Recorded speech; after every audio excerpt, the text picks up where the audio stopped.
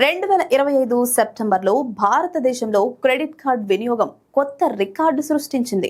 మొత్తం 2,17,000 కోట్ల రూపాయల లావాదేవీలు నమోదయ్యాయి. ఆగస్టుతో పోలిస్తే 14% వృద్ధిని చూపింది.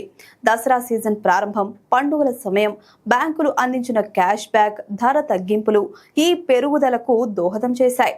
వాస్తవానికి వినియోగదారులు ఆన్లైన్ షాపింగ్, ట్రావెల్ మరియు లైఫ్ స్టైల్ ఉత్పత్తుల కొనుగోళ్లలో అధిక ఆసక్తి కనబరిచారు. కాగా మార్కెట్ విశ్లేషకుల దృష్టిలో ఈ పెరుగుదలకు మరిన్ని అంతర్గత కారణాలున్నాయి. ముఖ్యంగా ఈ కామర్స్ ప్లాట్ఫామ్లు పెద్ద స్థాయిలో అందిస్తున్న సేల్లు, అలాగే బ్యాంకులు అందిస్తున్న ఈఎంఐ సౌకర్యాలు క్రెడిట్ కార్డ్ వినియోగాన్ని మరింత ప్రోత్సహించాయి. అలా గడిచిన ఏడాది సెప్టెంబర్తో పోలిస్తే ఈసారి వ్యయం దాదాపు 23% మేర పెరిగింది. డిజిటల్ లావాదేవీలు, సురక్షిత చెల్లింపుల పట్ల విశ్వాసం పెరగడం, అలాగే జీఎస్టీ రేట్లలోని కొన్ని తగ్గింపులు కార్డుల వినియోగాన్ని మరింత వేగవంతం చేశాయి.